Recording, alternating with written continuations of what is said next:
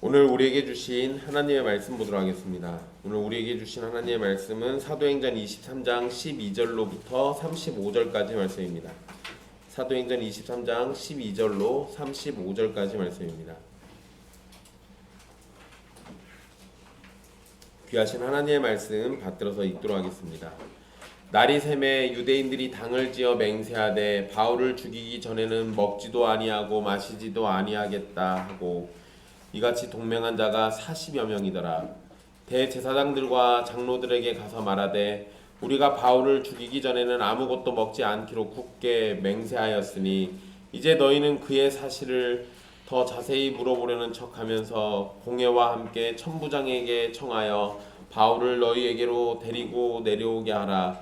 우리는 그가 가까이 오기 전에 죽이기로 준비하였노라 하더니 바울의 생질이 그들이 매복하여 있다함을 듣고 와서 영내에 들어가 바울에게 알린지라.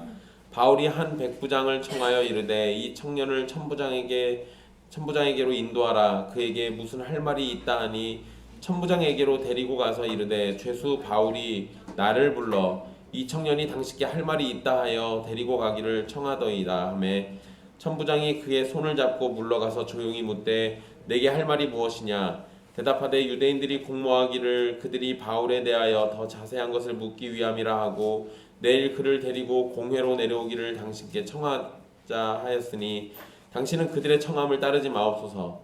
그들 중에서 바울을 죽이기 전에는 먹지도 않고 마시지도 않기로 맹세한 자 40여 명이 그를 죽이려고 숨어서 지금 다 준비하고 당신의 허락만 기다리나이다 하니 이에 천부장이 청년을 보내며 경계하되 이 일을 내게 알렸다고 아무에게도 이르지 말라 하고 백부장 둘을 보내 이르되 밤 제3시에 가이사랴까지 갈 보병 200명과 기병 70명과 창병 200명을 준비하라 하고 또 바울을 태워 총독 벨리스에게로 무사히 보내기 위하여 짐승을 준비하라 명하며 또 이 아래와 같이 편지하니 일렀으되 글라우디오 루시아는 총독 벨리스 각하에게 문안하나이다. 이 사람이 유대인들에게 잡혀 죽게 된 것을 내가 로마 사람인 줄 들어 알고 군대를 거느리고 와서 구원하였다가 유대인들이 무슨 일로 그를 고발하는지 알고자 하여 그들의 공회로 데리고 내려갔더니 고발하는 것이 그들의 율법 문제에 관한 것뿐이요 한 가지도 죽이거나 결박할 사유가 없음을 발견하였나이다. 그러나 이 사람을 해하려는 관계가 있다고 누가 내게 알려주기로 곧 당신께로 보내며 또 고발하는 사람들도 당신 앞에서 그에 대하여 말하라 하였나이다 하였더라. 보병이 명을 받은 대로 밤에 바울을 데리고 안디바드리에 이르러 이튿날 기병으로 바울을 호송하게 하고 영내로 돌아가니라.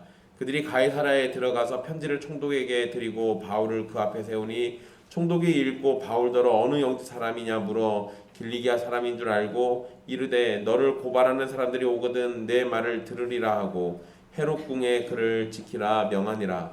아멘. 이 말씀은 살아계신 하나님의 말씀입니다.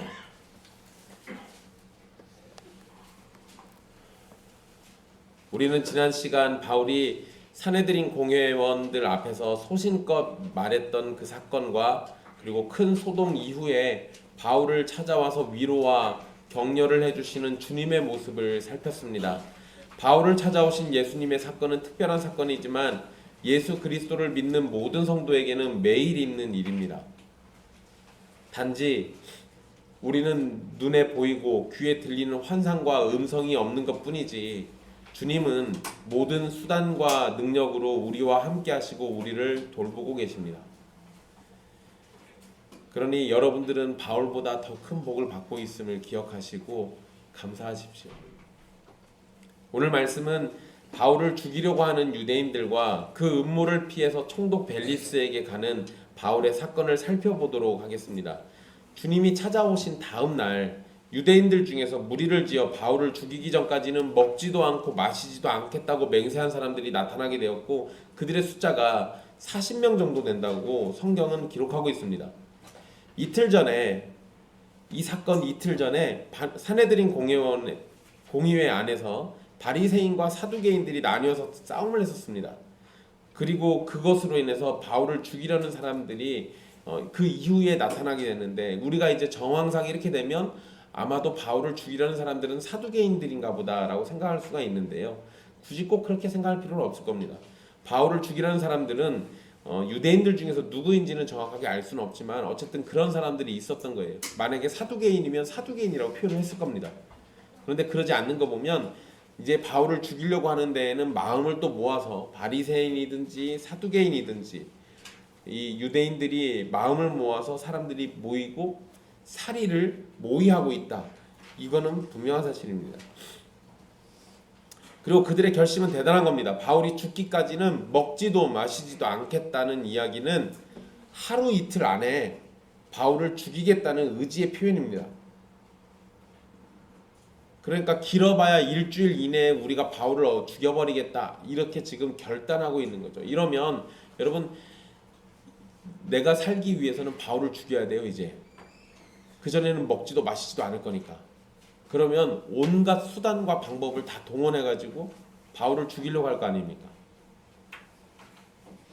이전에도 사실 바울을 해치려고 했던 사람들이 있었습니다. 그런데 지금 이 40명 정도 되는 사람들이 자신들의 목숨을 걸고 결단하는 상황은 처음입니다. 게다가 지금 사실 위치도 예루살렘 안에 있는 거기 때문에 상황적으로는 굉장히 심각한 상황입니다. 거기에 로마 군사들이 있긴 하지만요. 유대인들 전체가 갑자기 다 제정신이 아니어가지고 로마 막사로 쳐들어갈 수도 있어요. 이러면 얘기가 또 달라지잖아요. 바울 하나 죽이겠다 충분히 그럴 수도 있죠. 어쨌든 지금 40명이나 되는 자객들이 생겨난 겁니다. 그러나 여러분 상황은 정말 최악인데 이런 유대인들의 계획과 악행이 아무리 대단하다 할지라도 그리고 사실 40명이 아니라 400명이나 4,000명이라고 해도 11절 말씀 때문에 별 걱정이 안 돼요. 주님께서 하신 격려와 위로가 있기 때문에 바울은 두려운 것이 없고 오히려 이런 상황 속에서도 담대할 수 있었을 겁니다. 여러분 나중에 이제 바울이 배를 타고 이탈리아로 가는 장면이 또 나옵니다. 이탈리아죠 보통. 이게 로마서 27장에 이렇게 언급되어 있는데요.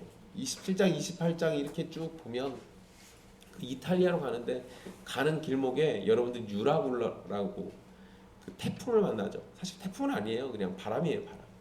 센 바람. 다 죽게 생긴 상황입니다. 근데 그 배에서 바울은 평안합니다.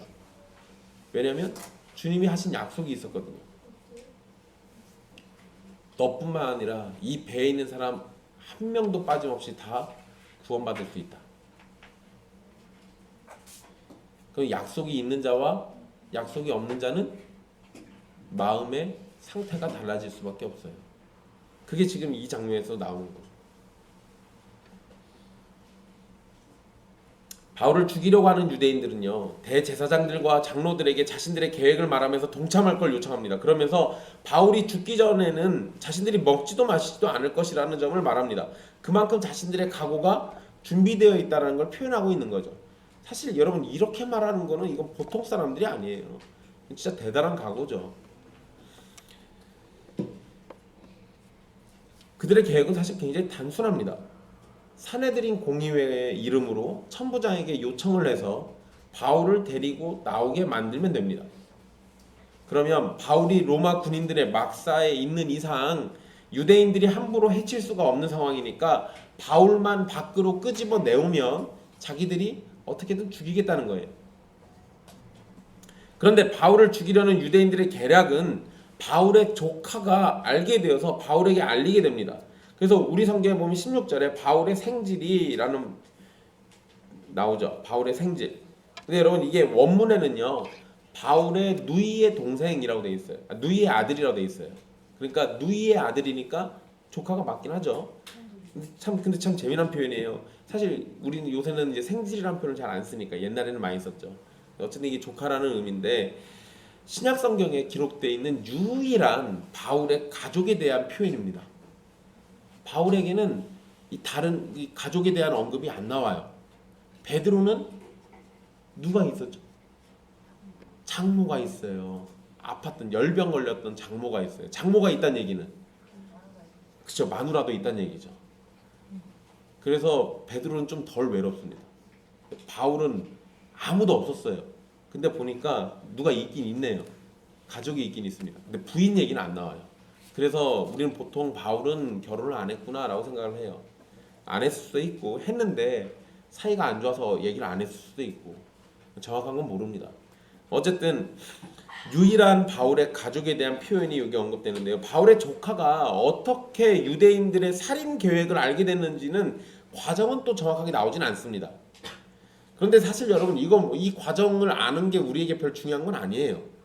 하지만 여러분 40명이나 되는 사람들이 음모에 가담했기 때문에 비밀이 새어나갔을 가능성이 있어요. 40명이나 되니까. 그리고 바울의 조카가 이 예루살렘 유대인들의 사회 안에서 어느 정도 영향력이 있는 사람이라면 충분히 알 수도 있는 겁니다. 확실한 것은 바울의 조카가 로마군의 막사에 가서 바울에게 이 사실을 알려서 바울이 큰 위기에 처할 상황을 막을 수 있었다는 겁니다. 근데 여러분 여기에 자세한 언급은 빠져 있지만 우리는 이걸 뭘로 이해할 수 있을까요? 바울의 조카가 어떻게 알게 됐는지 모르겠지만 바울을 죽이겠다는 그 계획을 들었어요. 그리고 그걸 이제 바울에게 알렸습니다. 그리고 이 상황에서 바울은 바울의 조카 때문에 목숨을 건질 수 있는 상황이 됐죠. 그런데 요 성경에서 지금 이 부분을 자세히 언급을 안 하지만 요 장면 안에는 뭐가 숨어 있는 거예요? 하나님께서 바울을 지켜주고 있는 게 숨어 있어요. 여러분 우리가 이런 부분들을 관찰하는 게 중요한 겁니다. 이게 왜 이러냐면요. 분명 하나님의 약속이 먼저 있었습니다. 그리고 그 뒤에는 하나님에 대한 언급은 없지만 그 약속이 성취되는 내용들이 나오잖아요. 그러면 우리는 이걸 다 하나님의 약속이 여기에서 드러났고 하나님의 손길이 정말로 바울을 지키고 있었고 하나님의 도우심이 그를 떠나지 않고 있었구나라는 것을 알 수 있는 거예요. 이런 장면들을 보고 깨달으면 우리는 곧장 또 우리의 삶에도 적용할 수 있습니다.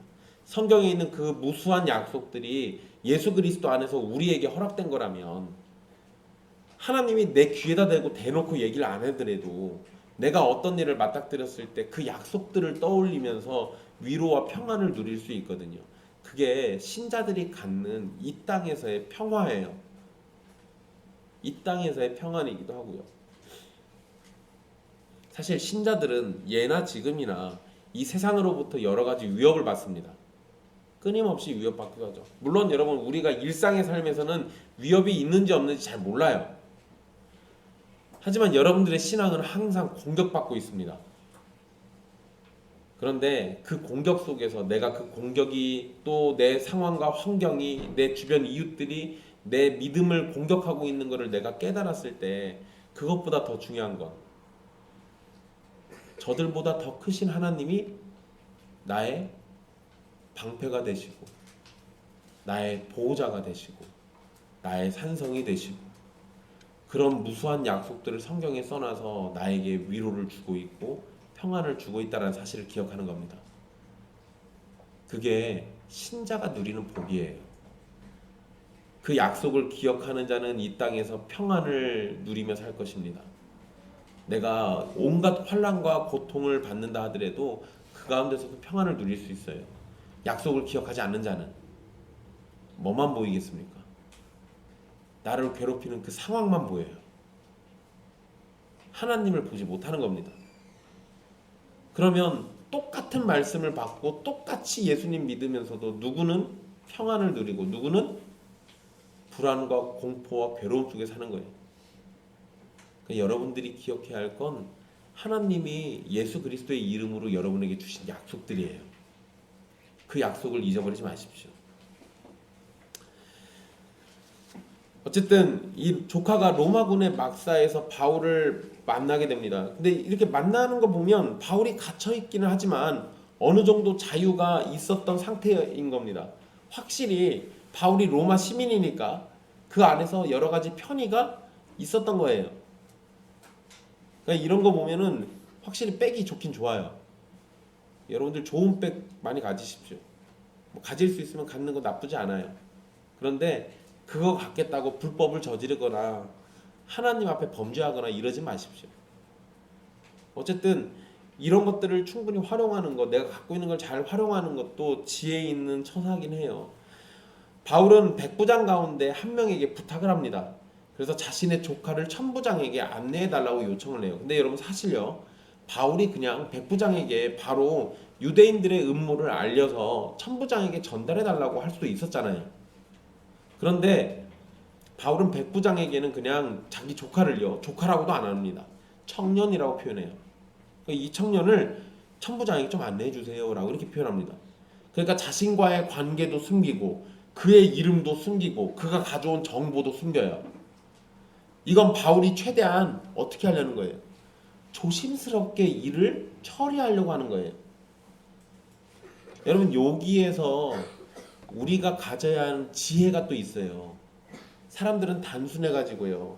예수님이 나타나셔서 11절에 아니 그 로마로 보내주신다고 했죠. 그러면 내가 로마 가기 전까지 안 죽는 거잖아요. 자 이제 안 죽는다는 약속이 있습니다. 근데 누가 날 죽이겠대요? 그 미련한 사람들은요. 주님 약속 있으니까 그냥 내가 뭘 하든 말든 절대 난 안 죽을 거야. 이 생각하고 아무렇게나 행동할 수도 있어요. 실제로 그런 사람도 많습니다.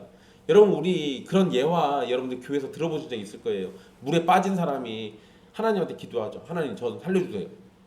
그러니까 누가 지나가다가 이게 튜브를 던져주는데 아이고 이거 됐다고 하나님 나 살려주실 거라고.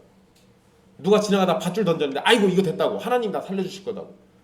그러면 어떻게 돼요? 죽지. 살려주려고 튜브도 보내주고 밧줄도 보내줬잖아요. 그러니까 그거는 하나님이 보내주신 거라고 생각을 못하고 그냥 어떤 신비한 것만 노리거나 기적적인 것만 바라는 건 정말 미련한 거예요. 사도 바울도 분명히 예수님께 약속을 받았습니다. 그러지만 그 약속과 함께 내가 할 수 있는 일을 지혜롭게 처리하는 거, 그게 또 우리에게 필요해요. 하나님이 여러분들을 사랑하시고 여러분들을 예수 그리스도 안에서 보호해 주실 겁니다. 구원도 해주시죠. 그런데 여러분 그 약속이 있으니까 어차피 구원받을 거니까 아무렇게나 살아도 됩니까? 그거 아니잖아요. 구원해 주시는 목적이 있잖아요. 그리고 나를 구원해 주시는 그분의 성품이 있잖아요. 그 거룩한 성품을 따라서 나도 그렇게 살아야 하는 게 맞죠. 아무렇게나 한다고 되는 게 아니에요. 그 얘기는 뭡니까?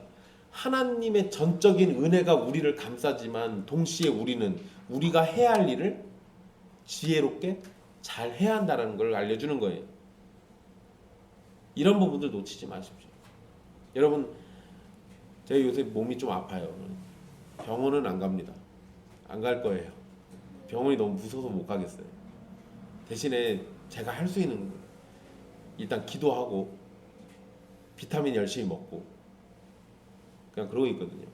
이러다가 못 견디면 병원 가겠죠. 근데 여러분 제가 아무것도 안 하고 산에 올라가서 낫을 때까지 기도만 하고 있으면 그런 사람들 한 번씩 봅니다. 그럼 더 아파요. 더 심하게 아프기 전에 빨리 병원 가는 게 맞아요. 아니면 더 심하게 나빠지기 전에 약을 먹는 게 맞습니다. 근데 사람들이 간혹 가다가요, 내 인생을 하나님께 맡길 거야 하면서 기도만 하는 사람들이 있어요.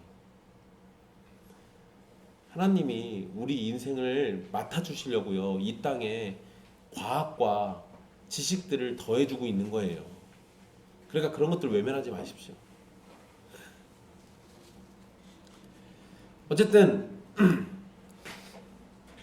바울이 굉장히 조심스럽게 일을 처리하고 있는데요. 백부장은 그 바울의 얘기를 듣고 바울의 조카를 천부장에게 데려갑니다. 그리고 죄수 바울이 자신을 불러가지고 이 청년이 당신에게 할 말이 있다고 하면서 데리고 와요. 그리고 천부장은 청년의 손을 잡고 조용한 곳으로 가서 자신에게 할 말이 뭔지를 물어봅니다. 그리고 청년이 이제 자신이 알게 된 사실을 천부장에게 알려주는데요. 그 내용이 20절, 21절에 나와 있습니다. 유대인들의 공모가 있었고 바울에 대해서 더 자세한 것을 질문하겠다고 사내들인 공의회에 요청할 것이고 바울이 움직일 때 죽일 것임을 경고했습니다. 그리고 그들의 요청을 따르지 말라고 말합니다. 여기에서 바울을 죽이겠다는 사람들의 결단이 또 등장해요. 바울을 죽이기 전까지는 음식과 음료를 전혀 먹지 않겠다고 맹세한 사람이 40명이나 있다. 이렇게 얘기하고 그들이 바울을 죽이려고 지금 숨어서 준비를 끝내고 기다린다라고까지 얘기합니다. 여러분 이게 반복적으로 나오는 거 보니까 지금 사실 이게 굉장히 심각한 상황인 걸 자꾸 알려주고 싶은 거예요. 천부장은 바울의 조카에게 너무나도 중요한 사실을 지금 전해들은 겁니다. 만약에 지금 상황을 몰랐다면 무슨 일이 벌어졌겠어요? 죽었죠, 바울은. 근데 여러분, 바울이 죽은 건 어차피 바울이니까 그거 내버려두고 천부장 입장에서는요.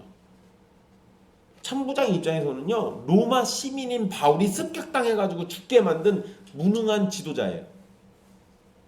그러면 내가 돈 주고 로마 시민권 사가지고 어렵게 천부장까지 됐는데 바울 못 지켜가지고 이거 책임 물으면 지금까지 한 수고 고생이 다 뭐가 돼요? 다 헛짓이 되잖아요. 그러니까 천부장은 정신이 번쩍 났을 겁니다. 그래서 천부장은 그 청년에게 나한테 알려줬으니까 이제 다른 사람들한테 절대 말하지 말라고 명령한 다음에 바울의 조카를 보냅니다. 그리고 천부장이 굉장히 신속하게 일을 처리하는데요. 백부장 2명을 부릅니다. 그리고 바울을 가이사랴로 데리고 갈 준비를 하라고 명령합니다. 그런데 그 규모가 굉장히 커요. 그게 23절에 언급되어 있는데요. 보병이 200명, 기병이 70명, 창병이 200명. 어디 전쟁 나간다고 해도 믿겠어요. 굉장히 많은 숫자예요. 굉장히 많은 숫자. 여러분, 원래 이 당시에 천부장이 부릴 수 있는 군사의 수가 600명이에요. 그게 지금 자 이제 더하기 해봅시다. 몇 명이에요, 다 해서? 470명. 잠깐만, 천부장 부하가 몇 명이라고요? 600명 중에서 470명 보내면 130명 남겨놓고 다 보낸 거예요. 이거 지금 어떻게 생각하는 거예요? 여러분, 우리 이거 어떻게 받아들여야 돼요? 천부장이 지금 이 일을 어떻게 생각하고 있어요? 굉장히 심각하게 받아들이고 있는 거예요. 굉장히 심각하게. 게다가 23절에 보면 밤 제3시라고 되어 있죠. 이거요, 우리 시간으로는 저녁 9시를 의미합니다. 그러니까 저녁 9시에 천부장 루시아는 바울을 총독 벨릭스에게 안전하게 보내기 위해서 철저하게 준비하고, 그리고 24절의 표현처럼 바울이 타고 갈 짐승까지도 준비시킵니다. 저 짐승은 뭔지는 모르겠어요. 근데 여러분, 설마 소를 태워가지고 보내겠어요? 나귀 같은 거 태워서 보내진 않을 거 아니에요. 빨리 가야 하니까 말 태워서 보냈겠지. 그러잖아요. 어쨌든 이렇게 철저하게 준비를 합니다. 그리고 이 천부장은 총독인 벨릭스에게 편지를 쓰게 되는데요. 우리 한글 성경에는 생략되어 있습니다. 25절에 보면 글이라는 표현 단어가 들어가 있어요. 글. 그러니까 그 단어를 넣어가지고 만약에 번역하면요, 그는 이렇게 편지에 글을 썼다, 뭐 이런 식이 돼요. 그런데 여러분, 이게 왜 중요하냐면 그 26절부터 지금 그냥 그거 다 편지 내용이에요. 근데 그 누가가 지금 여기에다 쓴 이 표현은 누가는 이 글이 뭔지 봤다는 거예요. 누가가 천부장이 어떤 내용으로 편지를 썼는지를 정확하게 알고 지금 인용하고 있는 겁니다. 그래서 26절 이하로 천부장이 편지한 내용이 정확하게 기록되어 있어요. 어떤 식으로 이걸 받는지 우리는 명확하게 그 원인을 알 수 없습니다. 하지만 어쨌든 지금 천부장이 무슨 내용으로 편지를 썼는지, 그래서 이 천부장이 바울을 어떻게 대하고 있는지, 그리고 이 상황을 어떻게 처리하려고 하는지, 이거를 우리에게 알려줍니다. 26절에 천부장은요, 자신의 이름이 글라우디오 루시아라고 그 글라우디오 루시아임을 밝힙니다. 그리고 총독의 이름도 나오죠. 거기 벨릭스라고 돼 있어요. 총독은 로마 제국의 황제에게 속한 지역의 지도자입니다. 그래서 유대 지역을 다스리는 총독은 이 당시에 벨릭스였어요. 그러니까 우리가 이렇게 생각하시면 돼요. 이 당시에는 로마 제국이 그 일대를 다 지배하고 있었습니다. 그러니까 그냥 우리나라로 치면은 대한민국의 왕이 있다면 각 도마다 도지사 같은 사람들이 있을 거 아니에요. 그러니까 이 총독이 그런 역할을 한다고 보시면 돼요. 그런데 나름대로 그 지역에서는 정말 왕 같은 존재들이에요. 여러분 이 벨릭스란 인물이요. 이제 당분간 좀 벨릭스에 대한 얘기가 나오는데 이 사람 참 재미있는 사람입니다. 글라우디오 루시아인 저 천부장도 돈 주고 로마 시민권 샀죠. 그리고 천부장까지 되는 대단한 인물이잖아요. 그런데 이 벨릭스에 비하면 아무것도 아닙니다. 벨릭스는 원래 로마 황실의 노예였어요. 그러니까 노예가 총독까지 된 거예요. 보통 인물은 아니라는 거죠. 노예였던 이 벨릭스, 이 총독까지 올라간 이 대단한 인물은요, 뭔가 능력이 분명히 대단한 겁니다. 그런데 능력이 대단하고 좋은 사람이었으면 참 좋았을 텐데 역사에 기록된 걸 보면요, 정말 대단하게 문제가 많은 사람입니다. 역사가인 타키투스라는 사람이 이 벨릭스에 대해서 뭐라고 써놨냐면 노예의 마음으로 왕의 권세를 누린 자라고 써놨어요. 그러니까 권세는 뭐 왕 같은 권세지만 속의 생각은 노예 같은 생각하고 있다는 거예요. 어땠다는 거예요? 뭘 많이 해먹었겠지. 뭘 많이 해먹었겠지. 여러분 이거 되게 참 간단한 원리예요. 사람의 마음이요, 노예같이 살고 있느냐 왕처럼 살고 있느냐 그 사람의 태도를 결정합니다. 그 사람의 행동을 결정해요. 어떤 사람들 보면요, 돈이 굉장히 많은데도 돈을 더 갖고 싶어 가지고 막 집착하는 사람들 있죠. 그 사람들은 부자일지 모르지만 마음은 뭐예요? 돈의 노예예요. 어떤 사람은 돈이 별로 없어요. 한 달 월급 가지고 빠듯이 삽니다. 그런데 그 사람 보면은 굉장히 여유로워 보여요. 그럼 그 사람은 왜 그럴까요? 그 사람은 가진 건 적을지 몰라도 마음은 왕처럼 넉넉한 거예요. 그러면 마음의 상태가 어떠냐에 따라서 나타나는 행동이 달라집니다. 이 벨릭스라는 인물은 노예의 상태의 마음을 가지고 왕의 권세를 가지고 있으니까 이상한 짓 하는 거예요. 그래서 여러분 나중에 보면은요, 이 벨릭스가 바울한테 혹시 뇌물 받을까 싶어가지고 좀 데리고 있어요. 그러니까 벨릭스 마음에는 뭐밖에 없어요? 돈밖에 없어요. 이런 인물이에요. 그래도 어쨌든 참 만나는 사람은 참 이상한 사람이지만 어쨌든 그래도 어떻게 해요? 하나님께서 벨릭스에게 그만한 권세를 주셨으니까 그 상황 가운데서 바울은 자기가 할 수 있는 일을 해야죠. 지금 그런 상황입니다. 천부장은 총독 벨릭스에게 문안 인사를 하고 난 다음에 바울을 보내게 된 이유를 곧장 설명하는데요. 루시아는 편지에 거짓말을 좀 더해가지고 합니다. 그냥 사실만 얘기하진 않아요. 일단 여러분 바울이 유대인들에게 잡혀서 죽게 된 것을 구원한 건 사실이잖아요. 그런데 거기에 그렇게 표현해놨어요. 이 27절에 이 사람이 유대인들에게 잡혀 죽게 된 것을 내가 로마 사람인 줄을 들어 알고 군대를 거느리고 가서 구원했다. 원래는 뭐였어요? 무슨 로마 사람인지를 어떻게 알아요? 로마 사람인지 몰랐잖아요. 원래는 그냥 유대인들이 성전 안에서 소송을 일으키니까 그냥 군대 끌고 간 거였어요. 뭔가 싶어가지고.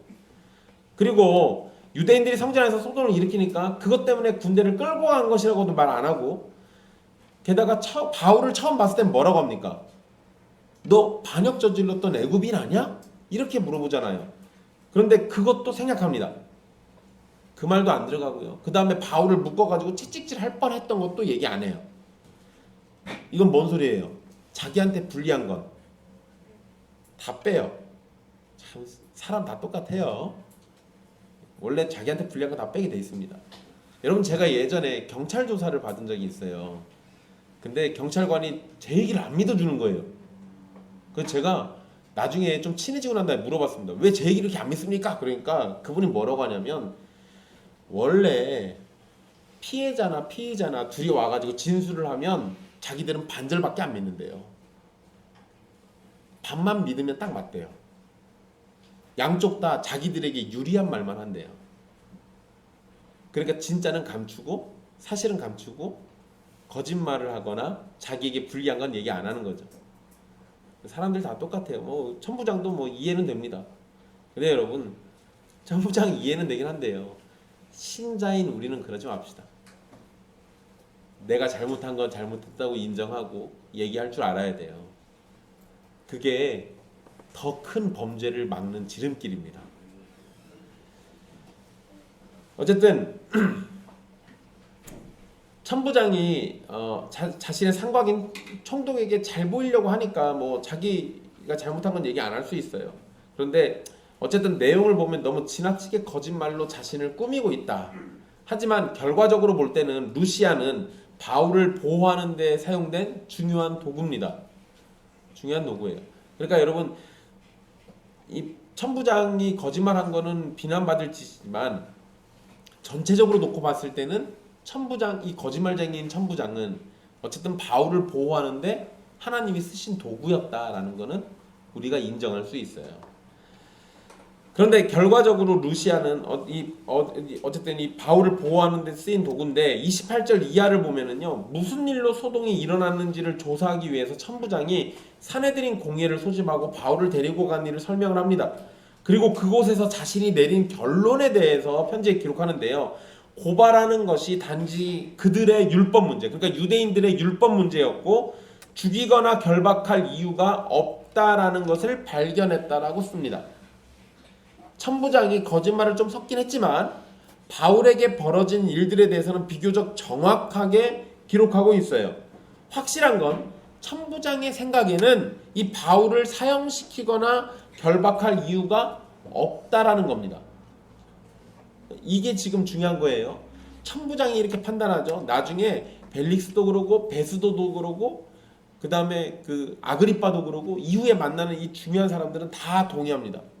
아, 바울은 죽일 죄가 없구나라는 거. 죄가 없는 것으로 판단되면 그 상황에서는 어떻게 하면 됩니까? 죄가 없으면 어떻게 해야 돼요? 풀어줘야지. 그 바울을 풀어주면 되겠지만 벨릭스 총독에게 바울을 보내야만 했던 이유를 30절에 기록합니다. 그러니까 이 천부장 입장에서는 죄가 없으니까 그냥 지금 풀어주면 되거든요. 근데 풀어줬다가는 큰일 나게 생겼어요. 그래서 어쩔 수 없이 지금 벨릭스에게 보내는 겁니다. 일단 바울을 해치려는 음모가 있었고 그것을 자신이 알게 되어서 바울을 안전하게 총독에게 보내는 것이고 고발하는 사람들도 총독에게 보내서 총독의 판단 아래에서 판결받도록 하려고 보냈다라고 씁니다. 그러니까 이제 천부장은 골치 아픈 이 사건을 누구에게 보낸 거예요? 총독에게 보냈어요. 나름대로 머리가 확실히 이 사람 어떻게 천부장까지 되는지 알 수 있어요. 머리가 순간 팽팽 잘 돌아가는 사람입니다. 그러니까 천부장까지 했겠지. 근데 벨릭스가 한 수 위라니까요. 그러니까 벨릭스는 총독도 했지. 어쨌든 일단 로마 시민을 해치려는 음모에서 보호한 건 잘한 일입니다. 그리고 더 큰 소동이 일어날지 모르니까 총독의 권한 아래에서 이 문제가 해결되도록 한 일도 잘한 일이에요. 지금의 상황에서 놓고 보면 천부장은 자신이 할 수 있는 가장 최선의 길을 찾아가지고 지금 한 겁니다. 이러한 내용을 편지에 써서 천부장은 바울을 벨릭스에게 같이 보내게 됩니다. 그리고 31절에서 33절까지는 천부장이 명령한 대로 보병들이 바울을 데리고 저녁에 데리고 가서 안디바드리에 도착하고 다음날 기병으로 바울을 호송한 후에 영내로 다시 돌아오게 됩니다. 바울이 갈 때요, 여기 보병이 함께 하죠. 보병이 함께 했을 때는 철저하게 보호하기 위한 거고, 그리고 안디바드리에 도착하고 난 다음에는 심각한 위험이 없으니까 보병은 다시 빨리 돌아와야 돼요. 왜냐면 너무 많은 군인들이 빠져나갔잖아요. 그러니까 보병들은 다시 돌아오고 신속하게 움직일 수 있는 기병들만 바울과 함께 말 타고 가버린 거예요. 그리고 이들이 움직인 시간과 거리를 보면요, 지명이랑 이거 따지고 보면요, 굉장히 빠르게 일 처리한 겁니다. 쉬지도 않고 일을 한 거예요. 어쨌든 천부장은 이들에게 중요한 임무를 맡겼고 그들은 유대인들의 음모를 피해서 바울을 안전하게 벨릭스에게까지 보내게 됩니다. 이제 33절에 바울이 벨릭스를 처음 만나는 장면이 기록되어 있는데요. 벨릭스는 천부장이 보낸 편지를 읽고 난 다음에 바울에게 고향을 물어봅니다. 왜 그랬을까요? 역시 어디나 혈연, 지연, 학연이 최고죠. 같은 출신인가? 사실 그런 건 아니고요. 여러분 이 편지 딱 보니까 이게 뭐 쉬운 사건이에요? 아니면 골치 아픈 사건이에요? 그 골치 아픈 사건이잖아요.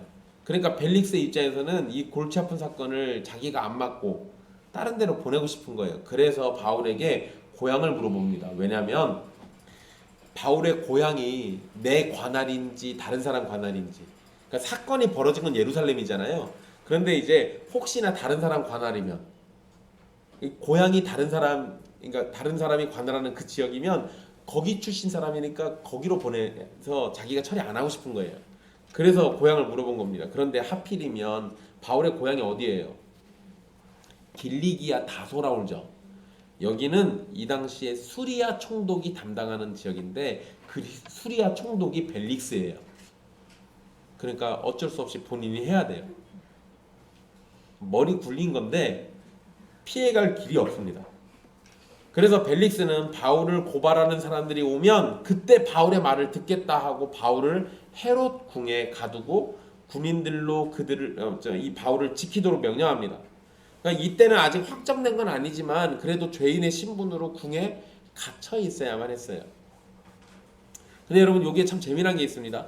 사실 바울이 먼저 왔으니까 바울 얘기 먼저 들어줄 수도 있잖아요. 근데 여러분 이게 로마법이에요. 절대 먼저 얘기 안 들어줘요.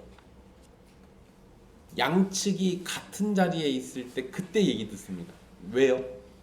내가 먼저 들으면 마음이 한쪽으로 기울어요. 먼저 내가 들은 게 있으니까. 그러니까 그거를 방지하기 위해서 로마법에서는 재판 과정에는 양측이 다 있는 자리에서 그 자리에서 같이 이야기 나누고 같이 판단하는 거예요. 그러니까 벨릭스가 좀 나쁜 놈이긴 하지만 그래도 기본적으로 로마법은 지키는 사람입니다. 바울은 예수님께서 격려해 주시고 로마에서도 복음을 전해야 할 것을 약속해 주셨죠. 그런데 유대인들은 바울을 죽이겠다고 맹세하는 상황이 벌어졌습니다. 이들의 맹세가 과연 옳은 것인지를 생각해 보십시오. 예수님께서는 바울을 사용하셔서 예루살렘에서 복음을 전하게 하셨고 로마에서도 복음을 전하게 하려는 계획이 있었습니다. 그런데 대적자들은 이 바울을 죽이기 전까지는 먹지도 마시지도 않겠다는 저주의 맹세를 합니다. 과연 그들이 자신의 목숨을 걸 만큼 이것이 중요한 일이었을까요? 유대인들의 입장에서 바울이 정말로 율법을 거스르고 성전과 하나님의 백성인 이스라엘을 배반한 게 맞으면 자신들의 믿음을 지키기 위해서 바울을 반대하거나 저항할 수 있을 겁니다. 그런데 율법을 거스른 바울을 죽인다고 해서 만약에 진짜로 율법을 어긴 게 맞으면 바울을 죽일 수 있어요. 그건 원래 유대인들의 전통이니까. 그런데 여러분 잘 생각해 보세요. 율법을 거스른 바울을 죽이겠다고 본인들이 율법 어기는 거에는 아무런 감정도 못 느끼는 건 이상한 일입니다. 이게 정말 잘못된 일이에요. 게다가 사내들인 공의회를 향해서 바울을 죽이는 일에 동참할 걸 요청하죠. 이건 뭐 하는 거예요? 사내들인 공의회에는 대제사장과 제사장과 그리고 장로들이 있습니다. 유대인들의 지도자들인데 유대인들의 지도자들에게 뭐 하자고 그러는 거예요? 같이 율법 어기자고 꼬시고 있는 거예요. 원수가 있다고 해서 법을 어겨가면서까지 죽이는 게 맞아요?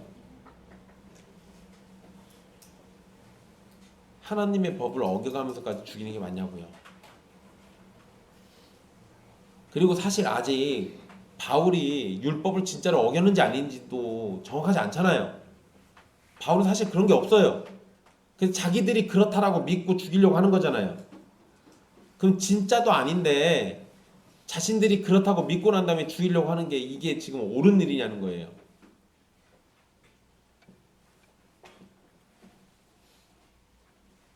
바울이 폭력을 사용하거나 유대인들의 목숨을 해치면서 활동했다면 이들이 이렇게 행동하는 걸 제가 이해해 줄 수 있을 것 같아요. 근데 바울이 그런 적이 있습니까? 아니, 없잖아요. 오히려 유대인들 중에 과격한 사람들이 거룩한 하나님을 지킨다는 명분으로 거룩하지 않은 행동을 지금 하려고 하는 거예요. 이거 심각한 잘못입니다. 굉장히 잘못된 일이에요. 정말로 이들은 하나님을 위해서 이렇게 맹세까지 하면서 바울을 죽이려고 하는 것일까? 사람을 죽이겠다고 다짐하는 일에 하나님을 위한 경건과 거룩이 있을 수 있을까? 사실 그들은 자신들의 신념을 위해서 그러고 있는 거지 하나님을 위해서 그런다고는 보기가 어려워요. 여러분, 이 40명의 유대인들이 지금 독립운동하는 것도 아니고 그냥 바울이 미워서 죽이려고 하는 거 아닙니까? 그럼 그들에게서 선한 명분을 찾을 수가 없어요. 없다고요. 여러분, 이 독일의 목사 중에 본회퍼라는 목사가 하나 있어요. 이 사람이 그 히틀러를 죽일 암살 계획을 세우다가 붙잡혀서 죽습니다. 그 히틀러를 죽이려고 했을 때 사람들이 그랬어요. 목사가 어떻게 사람을 죽여? 라고 물어봐요. 그러니까 이 본회퍼가 한 말이 있어요. 유명한 말입니다. 미친 운전수가 운전대 잡고 사람들 여럿 죽이려고 할 때 끌어내리는 게 정상 아니냐? 지금 나는 히틀러라는 미친 운전수를 끌어내리려고 하는 거야. 여러분, 이거는 명분이 있어요. 그리고 히틀러가 그 당시에 사람들을 많이 죽이기도 했고 불법적인 전쟁을 일으키기도 했고 그랬으니까. 그러면 목사든 성도든 그런 불법적인 일에는 그 불법적인 일이 더 커지지 않게 막기 위해서 누군가를 죽일 수도 있는 일입니다. 그런데 이건 지금 얘기가 다르잖아요. 바울이 그 불법을 저질렀냐고요. 바울이 사람들을 죽였냐고요. 바울이 누구를 폭행한 것도 아니잖아요. 얘기가 완전히 달라요. 정말로 하나님을 위해서 그리고 율법과 성전을 지키겠다고 그런 거면 그러면은요, 이 당시 상황을 잘 생각해 보세요. 성전을 사기꾼들의 소굴로 만들어버린 제사장한테는 왜 화내지 않습니까?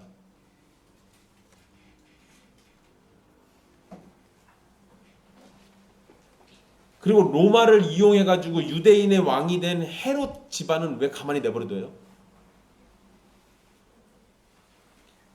이거 되게 웃기는 상황이에요. 여러분, 이 당시 예수님 당시에도 그 당시 왕의 이름이 헤롯이었습니다. 우리가 보통 헤롯 대왕이라고 불러요. 그리고 그 이후에도 헤롯이 여러 등장합니다. 괜히 그 쓸데없는 소리 했다가 머리에 축 먹어가지고 죽은 애도 이름이 헤롯이죠. 그리고 걔 다음에 또 왕이 된 애가 아그리빠라고 이제 좀 있으면 나와요. 걔도 헤롯이에요. 근데 여러분, 이 헤롯 집안은 원래 유대인 집안이 아니에요. 민족적으로는 유대인 사람들이 아닙니다. 그런데 유대인의 왕이에요. 웃기는 일이 벌어졌습니다. 유대인도 아닌데 유대인의 왕이 됐어요. 어떻게 그래 됐냐? 로마에게 빌붙어가지고 그렇게 된 겁니다. 그러면 바울을 죽이겠다고 맹세하고 있는 이 유대인들은 성전을 사기꾼의 소굴로 만든 대제사장 무리들도 죽여야 했고, 유대인도 아닌데 유대인의 왕이 되려고 로마에 빌붙어가지고 유대인들을 팔아먹고 있는 헤롯 집안도 다 죽여야 돼요. 그런데 왜 거기는 가만히 있어요? 이게 뭐 하는 걸까요? 그냥 바울이 미운 거예요. 정의감 따위 그런 게 아니에요. 진리 때문에 그런 것도 아닙니다. 율법 때문에도 아니에요. 하나님 때문에 더더군다나 아니에요. 그냥 바울이 미운 거예요.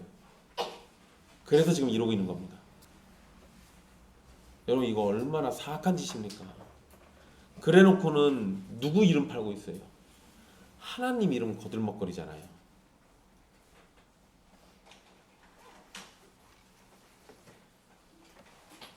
여러분, 이 당시에 이 대제사장 아나니아 있죠? 역사에 기록된 대제사장 중에 최악이에요. 가장 나쁜 대제사장을 뽑으면 이 아나니아입니다. 바울 당시에 10년 넘게 대제사장직 수행하면서 온갖 더럽고 추악한 짓 다 하면서 제사장 직분과 성전을 더럽혔던 인물이에요. 그러면 바울보다 훨씬 더 나쁜 놈이죠. 죽인다면 아나니아를 12번도 더 죽였어야 돼요. 그런데 아나니아한테는 안 그러잖아요. 오로지 바울을 향해서만 저러는 건 이들이 의로운 분노 때문에 그러는 게 아니라 선택된 분노를 하고 있는 거고, 하나님의 영광이 아니라 자신들의 신념을 위해서 이런 행동하는 겁니다. 그들은 자신들의 행동이 불의하다는 걸 감추기 위해서 마치 하나님을 위해 그렇게 분노하는 것처럼 꾸미고 있을 뿐이에요. 바울이 대화를 원해서 자신의 이야기를 말하고 있으면 어떻게 하면 됩니까? 함께 대화하고 그를 율법으로 정죄하든지 바울의 말이 옳으면 그를 따르든지 하면 되잖아요. 그런데 바울의 말이 틀렸다라는 걸 지적하는 사람은 누구도 없다는 점을 기억해야 합니다. 바울이 뭘 잘못했다라고 말씀 가지고 지적한 사람이 한 명도 없어요. 그 얘기는 그걸로는 도무지 바울을 이길 재간이 없어요. 그러니까 뭐만 남아요 이제? 감정만 남아요. 여러분 어떤 책에 그런 문구 써 있던데 감정이 내 태도가 되게 하지 말라고. 얘네들은 지금 뭐예요? 감정이 자신의 삶의 태도가 되게 한 거잖아요. 이러면 안 된다니까요. 뭐가 옳고 그른지를 판단하고 거기에 내 태도를 맞춰야 맞는 거예요. 그런데 지금 그냥 감정 따라가잖아요. 여러분 이건 과거 스데반이 순교할 때도요. 유대인들이 보였던 행동입니다. 스데반이 말씀 가지고 쭉 이야기할 때 거기에 대해서 반론을 제기한 거 봤습니까? 아니요. 스데반이 얘기하고 있으니까 저자를 때려 죽이자 해가지고 돌로 쳐 죽이잖아요. 예수님 때는요. 예수님을 십자가 못 박아 죽일 때도 똑같았습니다. 진리를 가지고 있지 않기 때문에 말씀으로 대하는 것이 아니라 폭력으로 대하는 거예요. 이게 이 사람들의 수준인 겁니다. 성도는 뭘 따라 움직여야 합니까? 말씀. 우리는 우리의 믿음을 따라 움직입니다. 그런데 우리의 믿음이 어디에 있는지를 생각해야 돼요. 그게 중요한 겁니다. 사실 여러분 우리가 살고 있는 이 시대는 무수히 많은 정보가 오고 갑니다. 여러분 예전에는요 뭐 하나 하려면 인터넷 뒤적거려 가지고 막 정보를 찾아야 했는데 요새는 유튜브 보면 다 나와요. 이제 음식 못한다고 핑계대는 사람들은 진짜 나쁜 거예요. 유튜브 보면 그냥 저 같은 똥손도 갑자기 요리를 잘하게 됩니다. 정보라는 거를 우리가 인터넷을 통해 가지고 너무도 쉽게 얻죠. 그런데요, 뭐 학교에서도 우리는 정보를 배우고 가정에서도 배웁니다. 사회에 나가서도 여러 가지 정보를 얻게 돼요. 오늘날 많은 정보는 인터넷과 유튜브 통해 가지고 아주 쉽게 얻을 수 있습니다. 근데 이런 정보가 유익할 수도 있고 유익하지 않을 수도 있어요. 그리고 중요한 건요. 우리가 그렇게 얻은 정보들의 마음을 주기 시작하면 그거는 우리의 사상이나 성품에 영향을 줍니다. 그러니까 우리가 얻는 정보가 사실인지 아닌지를 생각하는 건 그걸 판단해 보는 건 굉장히 중요한 일이기도 해요. 여러분 어저께 저녁에요. 그 갈보리 목사회 목사님들 그 단톡방에 장로님 한 분이 어떤 그 카카오톡에서 돌아다니는 이야기를 보내주셨어요. 지금 오미크론에 또 뭐 새로운 변이가 또 하나 나왔대요.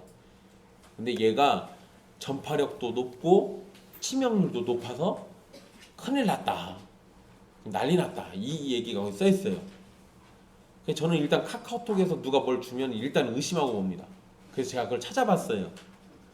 그랬더니 우리나라에는 그 관련된 기사가 별로 없는데 외국에 기사가 있더라고요. 근데 정말 재미난 걸 찾았습니다. 외국에도 그와 똑같은 내용의 문자가 돌았어요. 그래서 그 내용 때문에 정부에서 그거 근거 없는 이야기라고까지 밝힌 걸 봤어요. 제가 BBC랑 CNN이랑 이런 데 찾아보니까요. 거기엔 뭐라고 돼 있냐면 지금 나와 있는 그 코로나 오미크론 새로운 변이는 전파율이 이전보다 훨씬 더 높대요. 그건 맞아요.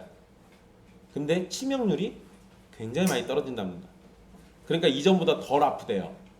덜 아프니까 크게 걱정할 필요는 없는 거예요. 여러분 이건요 원래 바이러스에 관련된 거를 알면 아주 기본입니다. 바이러스는 전파율을 높이려면 그러니까 본인이 생존하려면 전파율을 높여야죠. 전파율을 높이면 치명률이 떨어져요. 전파율을 떨어뜨리면 치명률이 올라갑니다. 원래 바이러스라는 게 그래요. 그러니까 전파율이 높으면 당연히 좀 덜 아픈 거예요. 그런데 이건 그 기본적 상식에 반하는 얘기가 돌아요. 그래서 제가 그 장로님한테 맞지 않은 얘기라고 얘기해 드렸습니다. 그랬더니 조심해서 나쁠 건 없잖아요 그러더라고요. 그죠? 조심해서 나쁠 건 없죠. 그러니까 여러분 조심해서 나쁠 건 없는데 가짜 뉴스 가지고 조심하는 건 좀 웃기잖아요. 근데 여러분 그런 게 우리의 사상과 생각을 주관하기 시작하면 문제가 발생해요. 그거를 주의하시라는 겁니다. 분명 여러분 오늘날 하나님께서는요 우리에게 주시는 정보들을 사용하시고 환경을 사용하셔서 우리를 기르시는 게 맞습니다. 그런데 제가 드리고 싶은 얘기는 우리가 세상에서 얻을 수 있는 정보가 우리에게 최종적인 어떤 수단이 되지 않게 하라는 거예요. 특히 우리의 믿음을 결정짓는 수단이 되서는 안 됩니다. 왜냐하면 요즘은요 세상에서 흘러나오는 이야기가 우리 신앙생활에 영향을 너무 많이 주거든요. 그런데 그걸로 결정하지 마십시오. 원래 신앙생활은 뭐에만 영향받아야 합니까? 말씀에로만 영향받아야 돼요. 원래가 그렇습니다. 말씀 외에 다른 걸로는 영향받으시면 안 됩니다. 언제나 성경의 가르침이 우리의 기준이 되어야 하고 최종 판단의 척도도 말씀이 되어야 돼요. 그러니까 여러분 지금 이 유대인들의 상황을 잘 생각해 보세요. 이 사람들은요 바울에 대한 거짓 소문을 먼저 들었던 사람들입니다. 그리고 그 거짓 소문 때문에 뭐까지 해요? 바울을 죽이기 전까지는 우리 먹지도 마시지도 않겠다라고 목숨을 내걸잖아요. 거짓된 정보가 그들의 믿음 생활을 결정지었어요. 이런 거 하지 말라는 겁니다.